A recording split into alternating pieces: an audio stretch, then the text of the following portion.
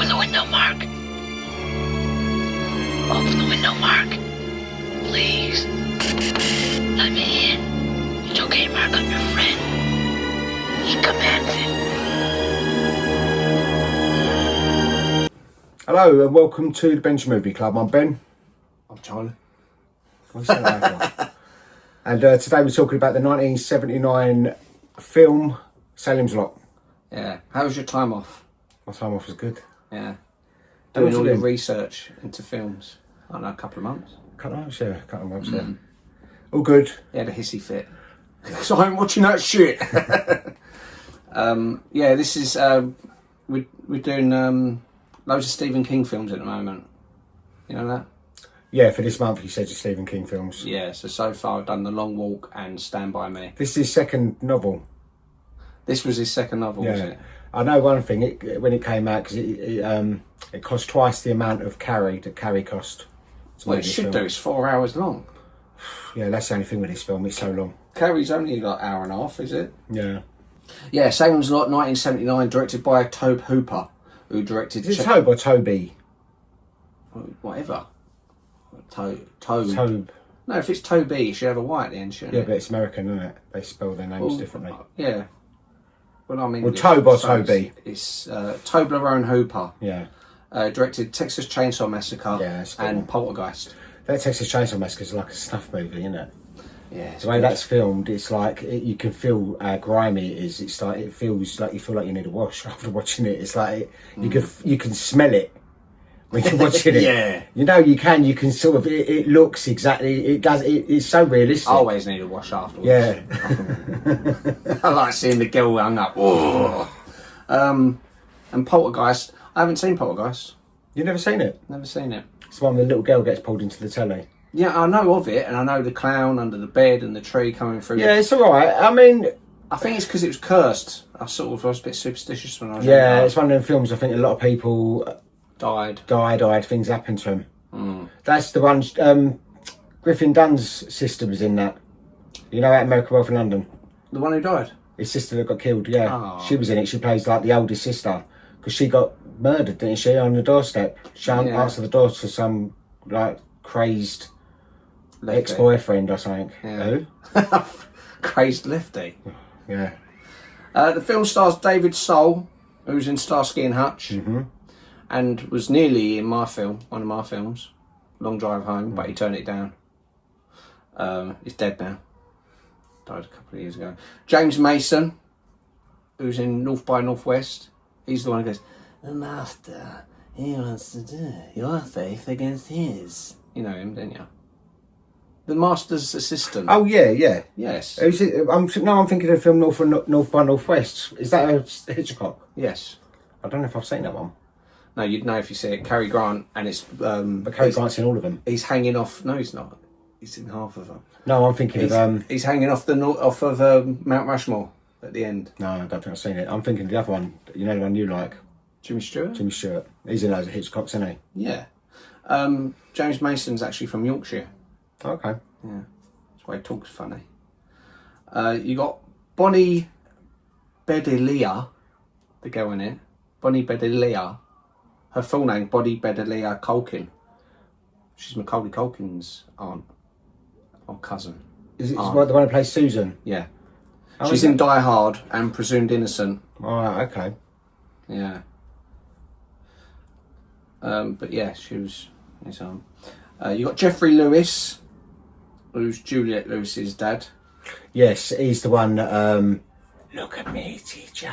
Yeah. That one in the rocking chair. Look at me. He was in Every Which Way But Loose, and he died 2015 of a heart attack, aged 79. Yeah. Yeah. Reggie Nalder, who's Barlow, who's the vampire in it. He was actually he was in The Man Who Knew Too Much, another Hitchcock. He died of bone cancer in 1991, aged 84, which means he was about 71, 72 when he was the vampire in this. He looks very tall. He's at 6 foot. Oh, he's 6 foot. But he looks taller, but He I looks think it's taller because than when that. he's holding that kid, isn't he? He's, and Yeah. he's tall and skinny. And he had burns around his mouth. So, like if you see him in his other films, so when you look at the the picture of Barlow, which you've got somewhere, haven't you? He's up there, at the top. Yeah, if you look close, like that, where he's doing the makeup kept coming off. So every scene of him, they had to kept stopping, kept putting extra makeup on. Right. But it's worth it because it's great makeup. Oh, I think it is the scariest vampire. Yeah, I think out of all vampire movies, Barlow from Salem's Lot, this Salem's Lot, is the scariest makeup. I mean, when I first see it, I was about 10. Yeah. I used to watch things like this, and it was a two-parter. And I remember watching it at my nan's house. I was watching it with one of our cousins, and I remember shitting myself. It was really, really scary. I mean, as I say, we was like scared by a lot more things back then.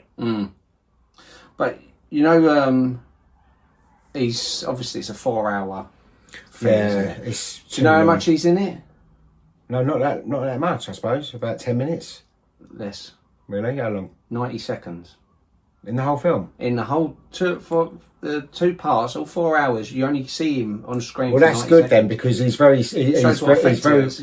very memorable, isn't he? But he was annoyed because apparently they shot a lot more with him, but it was cut out. And you think, how could they cut it out? They got 4 hours of people walking about, talking about real estate and whatever else. But it's effective anyway. I mean, I would not think it was 90 seconds worth of him. Is it his first appearance when he's in the jail cell? Remember, there's the bloke in the jail cell and the door unlocks. Remember, I was watching it. It was on a TV. It was on a TV channel, like a normal telly channel in the daytime in England. And I went, "Oh, they're going to cut this bit." It's only about 10 years ago. This was. Yeah. It was like on. Not drama. even that long ago. Yeah. And I was going, "Oh, they're going to cut this bit with the bit that I thought." I was surprised. Any kid could be turning that over at that time. It was on about like 4 o'clock in the afternoon. Where's Paw Patrol? Oh, that man's in prison.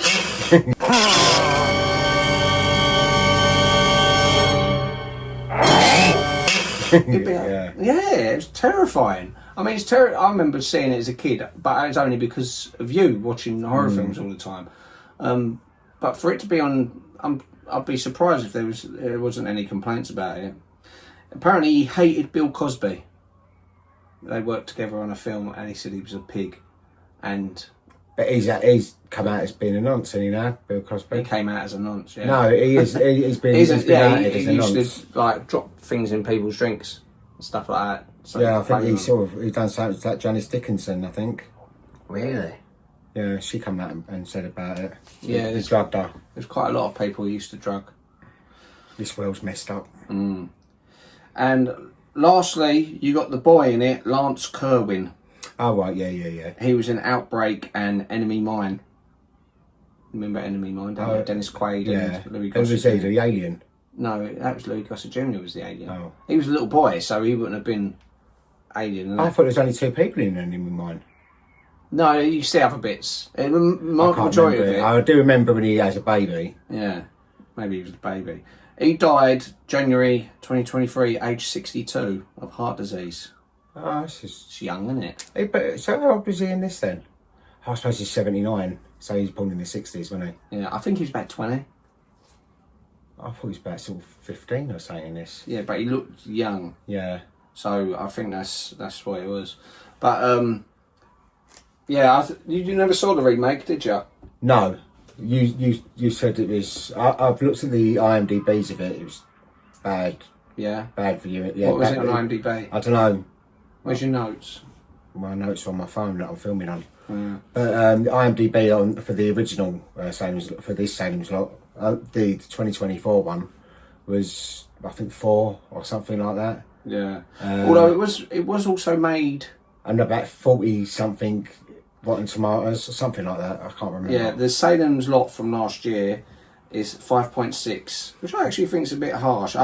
My main complaints about it wasn't bad actors in it. You had Lewis Pullman, who I believe is related to Bill Pullman. The actors in it weren't bad, but they seemed bad acting. And I think it was the dialogue. And the Barlow was rubbish because they done the sort of CGI mouth, loads of rows of teeth, and you can't beat that Barlow. He was so. You go for the same look. Why would you not just go for the same look? However, there was. I remember I thought the soundtrack was quite good. Had this really good song. 1 second. Sundown written and performed by Gordon Lightfoot. That's a really good song. It's for the opening credits. When that opened in the opening credits, I thought, this film could be really good. It was like a proper, like, old... 70s. Is it the same storyline? The same storyline. And some of the cinematography in it, it looked really good. You know, that there's a bit where it's got these two kids walking through the woods and it's just their silhouette.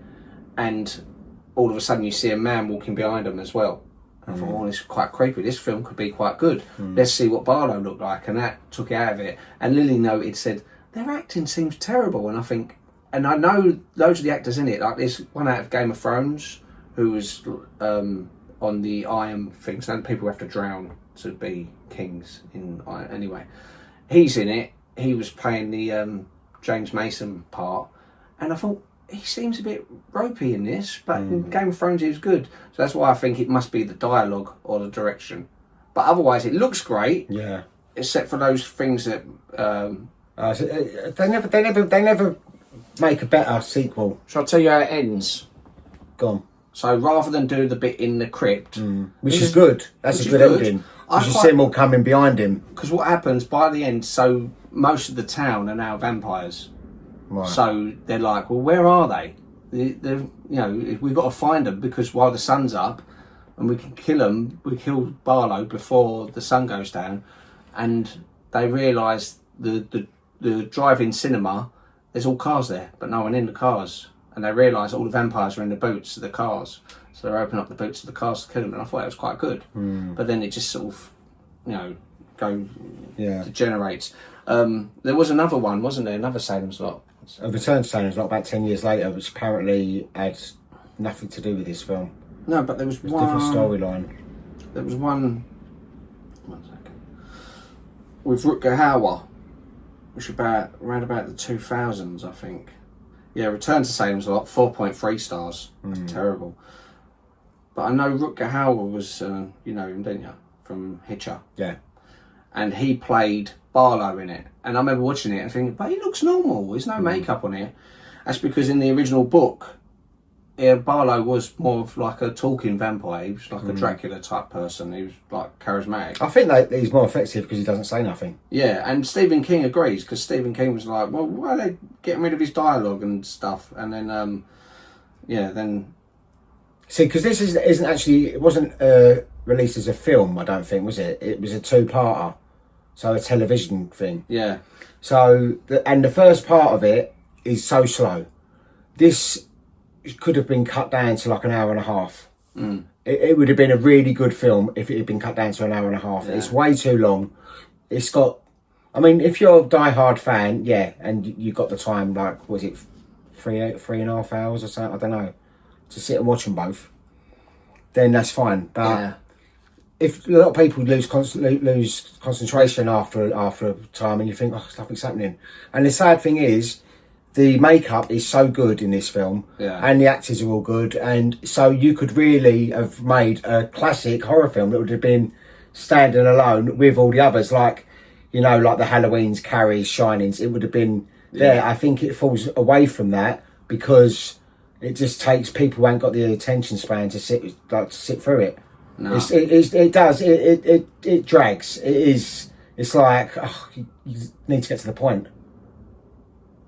And there was one in 2004 which was also a mini-series. That's the one I was thinking of. That's 6.2. It's got Rob Lowe, Donald Sutherland, and Rutger Hauer plays Barlow in it.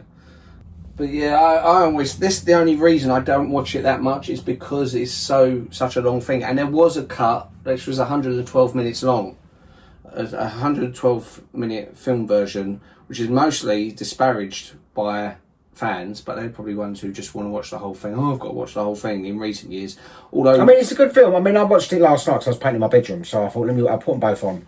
So, and it is just long, but there's lots of bits. It just takes a long time to get to the point. Yeah. And I think with a majority of people, die-hard fans, different matter, but a majority of people will be like, when's this going to start? Because you don't see nothing happen till, like, with the little kid. Yeah. Like, and that's sort of like an hour or something into it, I think, maybe. But that is scary when the little kid is at the window. Yeah. And they filmed that backwards. Yeah. it's like that's why it looks so eerie when you look at it. It's filmed backwards, but then it's played forwards. But it looks really weird because the fog is all moving in the wrong direction, and they said they wouldn't have been able to get him through the window if they'd done it forwards, so they had to keep him in there and then sort of like they pulled him out. So it works. But it's scary makeup. Really good makeup. Like the vampires, all of them look scary.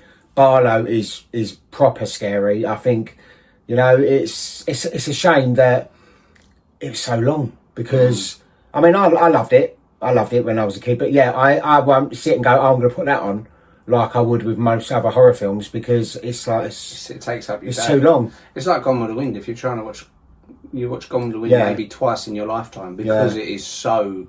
What's about 8 hours, isn't it? Yeah, well, feels like it. And you like the 112-minute one. Stephen King actually preferred that one as well. Yeah, which is saying something. Yeah, and the thing is as well. I mean, there is it does work sometimes. Like for example, I would like to see what is it? The original. I think it's like the original 9.5 weeks was like about 6.5 hours. Or 5.5 hours, or something like that. 9.5 weeks. Which I would have loved to have seen as a 5-part drama. Yeah, but that's like an hour. Watch it like that. Yeah, but I probably would have watched it a few times if I loved it that much. But I would love to see that because I love that film. So if you love a film, then you do want to see more of it. But sometimes, like with the Goonies, when they're all the deleted scenes from the Goonies, and you look and you go, "Oh, thank God they weren't in the film." But you want to see them, but then you look and go, "No, it works better without it." So sometimes. A film is better because it hasn't got all the extra stuff in it, so... Yeah, well, I've recently done the Terminator versus Terminator 2 with Sonny, and rewatching the films, I watched the Terminator. They're both good films. Oh, they're both brilliant films. Really I love them both. But I was fighting for the Terminator. Now, when I watched Terminator 2, the version I watched was the director's cut, which I've seen before, and when I was watching it, I was like, I don't want to watch the director's cut. Nothing to do with time. It's just the pacing's too slow, and you can see why. It's like Aliens. Yes, Aliens. Like, that's another one with the director's cut. You see it once, you go, "Oh, well, that's good." That's interesting. Like you see Newt's daughter, not Newt's daughter. You see Newt's family. Yeah. You see Ripley's daughter. Yeah. A picture of her, and died of old age, where she's been in space. Well, that's not even that old. Which is really that you look and you go, "Okay, all right, I've seen it once. I would go for the shorter version each time." Yeah. Because it's the pacing of it, There's a reason the theatrical version works, and I think if you're a big fan of it, now Aliens is in my top 5 films of all time. I love Aliens. Aliens or Alien? Alien, I love as well. But Aliens is. I think Aliens pips just it for me. Pips it for me. See, Alien is another good film, but that's another one. It takes so long to get into, but then that's part of the atmosphere of it. I think Alien. Like Shining is very sort of slow. But it's the shots of The Shining. They're so wide, it makes you feel so small in the actual. It's really the cinematography is really good in that film. Escape of it, yeah. But there's a thing. Shining, Alien, The Thing. These ones are ones which I would often put on at night. Yeah. So say I wouldn't put Aliens on because there's too much action, too much noise. Yeah. Whereas Alien, I like the atmosphere of it, and I can sort of drift off with the music, the beautiful score that's in it and stuff. So. In some ways, I think I just love comedies. I think not Alien horror films. But by the time the horror kicks in, I'm asleep. The alien doesn't sort of appear for like 40 minutes, so by which time I've just seen this vast scape of like them going through space and everything. It's quite calm, and like, and all of a sudden I wake up screaming. John Hurt's chest is exploding. I have to put something on to go to sleep that I've seen hundreds of times. Like I'll put something like something like Frasier, like Golden Girls, Royal Family, something that I know. 2 Girls in a Cup. No. No. Yeah. But yeah, I think the 112-minute version of this should be more readily available, but it's so hard to find. Yeah. I think it would have been so much more successful. Yeah, I do. All the ones that have been made since then, the Return to Salem's Lot, the other mini-series, and that one came from last year, what they're lacking... You could easily edit this down because you've got all the footage there. You've got it there. That needs to have someone to go into it, a die-hard fan, so you don't miss nothing of any importance, and you cut the film down by half. You see, like also, the same problem with It. Because it was a TV series, wasn't it, with Tim Curry? No, I never see the one with Tim Curry, and I'm really surprised at that because I love Tim Curry. Well, it's like 2 parts. The first part is when they're kids, and then the second part When they they're come back as adults. Yeah. The first part was I've seen the remake of it, and that was quite good. Yeah, well, the first part it was sort of like a teen film mixed with like a horror film. Yeah, but this is what I'm saying. The first one of them two, because there's 2 films, wasn't there? Yeah. Then they come back as adults. Yeah. When they're adults, it's not as scary. When they're kids, it's terrifying. Of course, you it think is. they're kids. What can they do? And I liked the remake, but I didn't think the Pennywise was as scary as Tim Curry's Pennywise. No. And also with interviews, they've said as much that Tim Curry was so terrified. He's lost roles because he's so scary when he does scary. So I'd suggested that I'd like to see an edit of the new It, but Pennywise replaced with Tim Curry's Pennywise, because they can do that now. They should do the same thing with Salem's Lot. That new one from last year, I'd love to see a version of that, but all the Barlow bits, they stick the original Barlow in it instead. But also the vampires in this are much better. All the vampires. Yeah. Like the little kids are really scary. Or Juliette Lewis's dad. Juliette Lewis's dad's really scary. The mum, when she wakes up, the mother of the 2 kids, she goes, Danny, and she sits up in the hospital. Yeah. It's scary. They really, the makeup is fantastic, but I've always championed film makeup from before CGI, because you had to have real talent and you really had to sort of work with stuff to make things work. And like, it must have been so painful. Them contact lenses back then would have been wouldn't have been the same quality as now. He said the makeup and the contact lenses was incredibly painful, and it took a while for him to get used to it. But you got to think, he was like mum's age when he was doing that. You know, fair play to him. He done them great. You know, just sort of them contact lenses are amazing. I mean, I can't. Whenever I've done fancy dress things and all that, and I've looked for contact lenses, you can't even get that kind of. I was going to get some. They're entire eye covering contact lenses for this podcast, and then paint myself blue. And I thought, I'll put myself through all this pain, and I have to go drive a bus. No one's going to get on my bus. You know. Yeah, well, that might be a good thing. Yeah, but this is so much of its time as well, because it's 70s, set in the 70s and everything. And like we've said before, you can't fake certain things. When you watch this, the cinematography and the fashion and their big hair and jackets, like the new one I think was set in the 70s, but you can go. It doesn't. Too hard. It feels just like it's a costume party. Yeah. You know, someone's throwing a costume party, so come as like a 70s person. You know. Yeah. On IMDb, Salem's Lot has got 6.8. Which is fair enough. I think that's about right, because what we've said about the fact that it's a TV series and it's 4 hours, you can't keep watching it. You know, I think there is a great film in there. On Rotten Tomatoes, it's got 89%. That's not bad. By the critics, That's not bad. but only 65% by the audience. Yeah, and I think that's also to do with the length, though. I think it's the length of it, and I know the budget it cost 4 million to make. I don't know how much it made, but it was, as I say, it was double his previous. Well, it was film, a which TV was Carrie. thing, so it's hard to gauge TV ones, isn't it? Because they're not. So wasn't it never released in the cinemas? It was, but it was sort of just. It was the cut down version. Right. Well, then so why wasn't that released as a proper film then? Because loads of people had seen it on TV. So it was more for like. Why would you make it for TV though? Why don't you just make it into a film? They was originally going to make it as a film. Because also, if you're making something for TV, you've got to like sort of dull down. But you've got to think the book is really thick. It's it's a really big book that he wrote there. Yeah. You know, Carrie was a lot smaller and it was easier to even Carrie. There's some people criticising, oh, that bit's cut out, that bit's cut out. Yeah, but I prefer the movie Carrie. I've read the book Carrie. It's one of the few books I've read, and I read it, and it's like. I know at the end she's like goes around. She's like, first of all, when she gets the blood upon her, she runs out of the prom, and then she comes back and kills them all, and then she goes around blowing up the whole town. And I feel like, no, the way the way the film is done is brilliant. I love the film Carrie. It's one of my favourite horror films. Definitely, I think it's probably my favourite horror film. One of the in the book, one of the things she blows up was mechanics, and it's Teddy Duchamp's. Corey Feldman in Stand By Me. Yeah. It's his mechanics when he's grown up. Yeah. Because they're all set in the same universe, aren't they? And that was set in the 50s, wasn't it? The Stand By Me. So this was like 70s. So it would have been, his... You wouldn't want to be in that universe, would you? Yeah. No. I see another Stephen King. I've been watching loads of Stephen King films because where I'm doing top 10 Stephen King films. Dolores Claiborne. Never heard of it. And it's actually quite good. It's Kathy Bates and Just before Misery or after? Right. A few years after, Kathy Bates and Jennifer Jason Leigh. And Kathy Bates has been accused of, it's not a horror, but she's been accused of killing the woman she was looking after. And Jennifer Jason Leigh comes back and she's a reporter, and she comes back to her home and she starts, they're reconciling, they're arguing and stuff like that. It was actually quite good. It's okay. Yeah, he's done a few films. There's like Misery. He's done The Shining. The Shining, fantastic. Yeah, he's done Stand By Me. Fantastic films.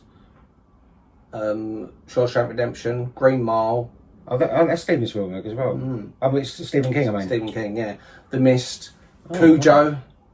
I don't know what Cujo is. That's the dog. Yeah, I've heard it. I remember seeing it on Friends, and she says Cujo or something. Have you seen it? No. It's alright. It's about a very big dog. A rapist dog, yeah. Yeah, no, it is. Well, it's just a mad dog trying to attack him. Right. It's quite good. Christine, where it's like a car that kills people. Yeah, I've never seen that either, but I just feel like, how's that going to work? Dead Zone, Christopher Walken. That's the one where he touches someone and he can see. What about Firestarter with Drew Barrymore? Is that Stephen King? I haven't seen that either, I don't think. That's Stephen King. But the Dead Zone's quite good because it's Christopher Walken. What he does, when he touches people, he can see how they're going to die. Oh, right. And he sees like a president getting shot or something like that, and he's trying to stop it. That's quite interesting. It's quite a good one. Creepshow. Yeah. Creepshow's good. I think what they should remake, which I think they could do, because it's very much like the world we're living in now, is They Live. They should do that, because that's bit shit, that film, but the idea is fantastic. Yeah, it was that fight scene in it is a joke. But that's not Stephen King. No, I'm just going off on one then. But I think that They Live, it's like very much like this world we're living in now. Some people walk around with blinkers on. Yeah, it's that kind of idea. But that would be a fantastic film to revisit. Oh, 1408, that was another good one. I like that. Remember John Cusack in the hotel room? Yeah, with the Carpenter song. Yes. Only Just Begun. Yeah, it was okay. It weren't one of my favourites of his. Well, that's going to be in my top 10, I reckon. Yeah. Spoiler alert. It was okay. Yeah, it was alright. I liked it. Didn't you say there's a couple of versions of that, though? Yeah, it's 4 different endings. They shot 4 different endings. A bit like Clue, isn't it? I'm surprised we haven't done Clue yet, because you love Tim Curry so much. No, I will do. There's so many films I want to do. But no, I said about The Long Walk. That's the one that's out in the cinema at the moment. You know what that's about? No. So it's this is the Stephen King one, the first one we done. Me and Lily. Was it me and Lily? Yes, we went to cinema to watch it. And it's all these like in America. It's like really crap sort of dystopian future, and everyone's poor, but a chance to become a millionaire and also get one wish. So you can say, I wish I had a rocket, and they'll give you a rocket ship, stuff like that. All you have to do is walk 3 miles per hour. That's doable. Yeah, but there's 50 of every single hour of the day? Constantly. You're constantly walking 3 miles per hour, and there's 50 people. So you're just walking constantly for your whole life? What about when you're asleep? No, because this is the thing. As soon as like someone stops walking, they get shot. They get killed. Well, so you're gonna get worn out, yeah. Well, you are. You're not going to be able to continuously walk without sleeping. No, but this is it. You've just got to outdo everyone else. So eventually there'll be like 5 of you left. No, I wouldn't say. And you're thinking, I am. And someone's got a dodgy leg. Oh, my leg's hurting, and they're helping each other. And I think, why would you help each other? The fittest person in the world wouldn't be able to do that because you would need sleep. Well, they sleep while they're walking. They walk for like a couple of days. That is possible. I've done that, not on purpose. When I was a protection master, walking up and down the platform, as I'm walking, and like they'd be supporting each other as they're walking along. If you want to sort of sleep through the night. But it was quite interesting. It's flawed, but it's anyway. I told Mum about it, and she went, "Oh, No, I haven't seen that. What is it? They shoot horses, don't they? Have you ever heard of that?" I'll show you the poster. It's called They Shoot Horses. They shoot horses, don't they? Right. And what is it about? 70s. Yeah. The lives of a disparate group of contestants intertwine in a grueling and inhumane dance marathon. So they have to keep dancing. Right, and then they get 2 killed. hours. 7.8 it's got. Oh, okay. Got Jane Fonda in it. So they dance until they drop. But what happens to them when they stop? They get killed? No. I've never heard of that. No, I've never heard of it. And she went, I can't believe I've heard of a film you haven't seen. I bet it's quite good. I love 70s films. Yeah. I'll give that a go. I went to see it down in Abbey. 69. 1969. So it's actually 60s. still. Oh, and how was that? Yeah, it's good. It's a nice ending for the film, for the franchise. It's like it ties everything up. But Maggie Smith's dead. Yeah, but she died in the last one. Spoiler. She's dead in real life. Spoiler. Well, no spoiler. I haven't seen a single thing of Downton Abbey. I haven't seen any of the That's series. really good. I No. like Downton Abbey. I just don't have time for series. There's so many films I want to watch. Yeah, I watch all sorts of stuff. But yeah, no, Salem's Lot. Anyway, yeah, Salem's Lot. We're sitting here going off on one now, but Salem's Lot is a good film, and I think it holds up well. And my only problem with the film is the length of the film, and it's such a shame because, as you say, there is an edit of it. I've seen an edit, but even the edit, I think, oh no, it could be edited better. You need someone that is like a die-hard fan that will go through it and give you maybe an hour and a half edit. And you could do a really nice, because you've got all the footage there. You've got it all there. It's like, it's easily done, especially this day and age. Anyone can edit that film down. Well, as you say anyway, the thing is, if you was given the right motivation, like you specifically, if someone said, we'll pay you and you'll make a profit from it and they're going to re-release it in the cinema, you'd take the time to watch the whole thing, like, cut that out of here. You'd do it so it would be. Of course you would, yeah, because I'd go, well, that's not needed. That whole storyline ain't needed. This bit ain't needed. Like, you know, there's bits you think, well, these characters ain't even needed in it. You know, or they spend too much time on these characters. As a 2-part drama, it's fine because you're just sitting there watching it like that. But it's very scary. Like the little bit with the little boys at the window, that's really, really freaky. And I remember that stuck in my brain when I was a kid. Yeah. And Barlow, the vampire, definitely the scariest vampire.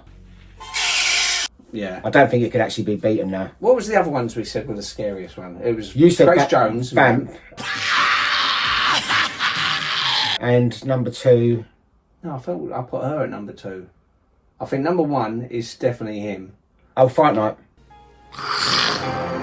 Amy out of Fright Night with the mouth. I thought you meant the guy. No, Amy, the girl with the big mouth. She's third, but Grace Jones. And that's another one, you only see that very slightly. I think you see that with the big mouth probably about 5 seconds. Yeah, so anyway, so this is Salem's Lot anyway. Yeah, I know we've gone off on one and talked about other stuff. But so what's your vote? What do you think of this film then? I like it. I like it a lot. I like it puts you in. I tell you the best times to watch it. If you've got like I'm not saying again take a few days, but if you've got a few days off and you was and it was a rainy day or something and you're sitting about at home alone and you can watch it in the middle of the day, you can just sort of put it on and think, little comfort. It's a nice time film though, isn't it really? It's a horror film. I don't know. I think it's maybe where we see it on TV in the middle of the day. But I feel like it's something you can sort of sit there. I don't think you can relax as much in day. I think night time your brain sort of relaxes more, whereas daytime you think I've got to do this, got to do that. Well, that's just you, isn't it? Yeah, exactly. But every film you fall asleep at night.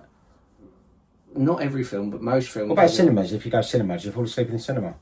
I have done, but only if the film's rubbish. But usually if I go cinema, I've gone there with the intention to watch the film and I'm sort of gripped on it. I'm saying if I'm at home and I'm curled up with a cover and I'm watching something on, especially if it's something I know anyway, you know, I'll fall asleep. But Salem's Lot is something I could have on in the day, having little snacks. Would you watch the 2-parter then, like the full version? Yeah, I would do. But if do you think it should be cut down? Yeah, of course. So, and as I say, I think you could cut it. You could cut half of that film out. Yeah, half of that film. Easily cut half of that film out because it's just not needed. Because it could even be some scenes in it. You think, okay, I know what's going to happen, like the Gravedigger and stuff like that. That's very long. Yeah, but he's looking at he's looking down for a long time, and it's just like looking down again. I know. But maybe a lot of people might like that. A lot of people might look at that and go, "Oh, that's part of the suspense." Yeah, but them. I don't care about them. I think, you build a bit of suspense, but you do it too much. I think you can cut. You know what it's like. You know, like when you watch Family Guy, which I like Family Guy, but every so often they'll do a joke and they'll labour it on for about 2 minutes. It'll just be like, trying to throw something in a bin or something. Yeah. And you're like, I get the joke. It's just boring. That feels to me like it's just they're trying to fill time.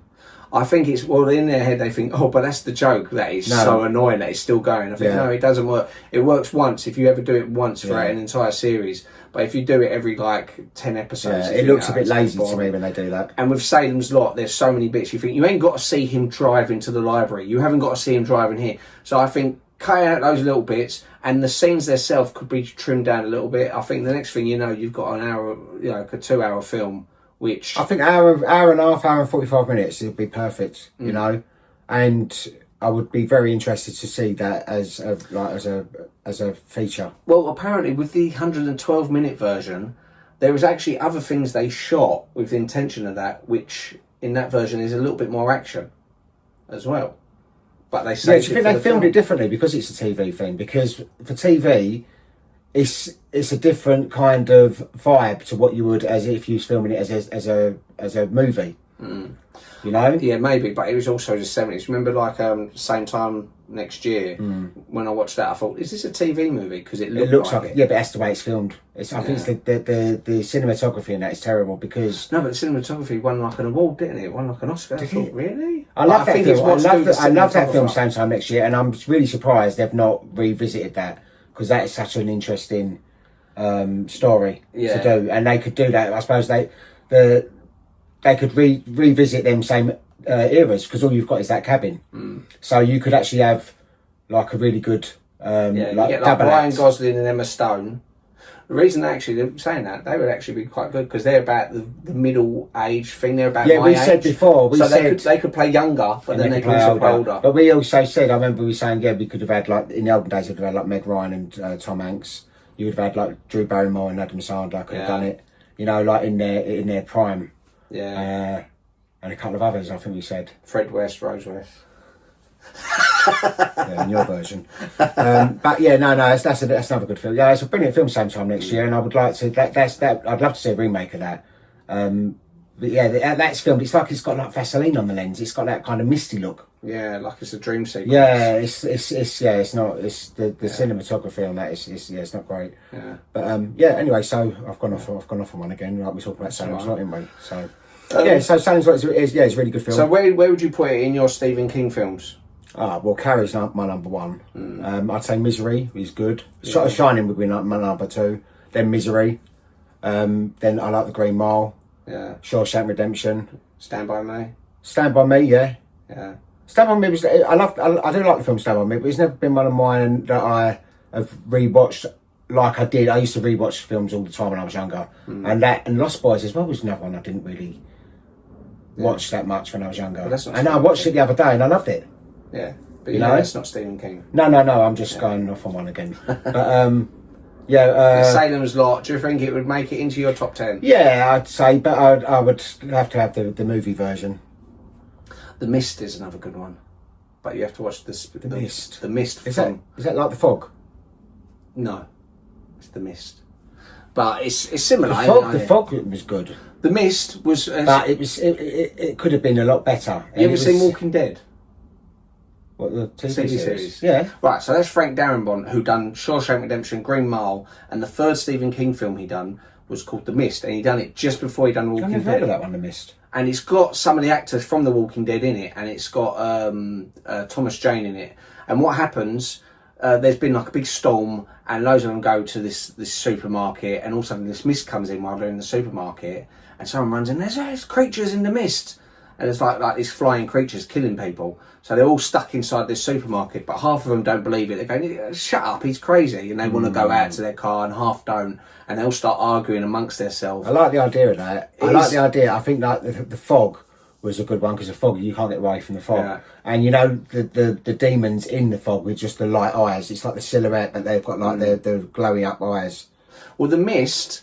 I love The Mist. I think I've never seen it. Well, I'll pick that for the next episode. But there's some of because it uses CGI and it's from about 20 years. Some of the CGI is a bit ropey, but you'll make peace with that. What I like about it is the dynamic between the people, because you've got this religious nut saying it's the end of the world, and people start drawing towards her. So all people start separating in the supermarket, and it's this dad trying to protect his son. Whereas, I won't say what happens in it and stuff like that, but I remember watching it. I made Mum and Lily watch it a little while ago. Is it scary? It's scary, but I think it's, I don't want to say too much about it, but I liked how it ended and everything, how it finishes off, because it, this is another one where they changed the ending from the original novel. But Stephen King actually said, "I'm glad you changed the ending. It's actually a lot better." He liked Carrie. He preferred the film version of Carrie. He actually liked that. But then he hated The Shining. So you don't know. But The Shining was amazing. But I'd say the next episode. But that's another film that's long. But I like that being long. Yeah. Because I think that gives you the uneasiness of it. See, some films. But I wouldn't want to watch if they said there's a 4-hour version of Shining. I'd watch it once, and that'll be it. I'll go. Okay, I know all about these. Going in other. But The Shining ain't really got many scary bits in it. No. But it is quite creepy. I think if you're watching it, say for example, it's like night time and it is like you're alone and there's certain bits in it like with the little girls and just certain bits that are really quite, you can get quite freaked out about it, but it ain't really a scary film. Well, I think the girls is really scary. The little girls, yeah. But no, it's more an atmospheric. It's no jump scares necessarily. No. It's just literally like, oh god, that's really creepy. You want to get out of there for her, But so the next episode, I'd like to do The Mist. Okay. Carry on the Stephen King. And what year was that? 2000. Let me just check, because the thing is, there was a TV series. I think it's there. So beginning of CGI, that'd be early 2000s then.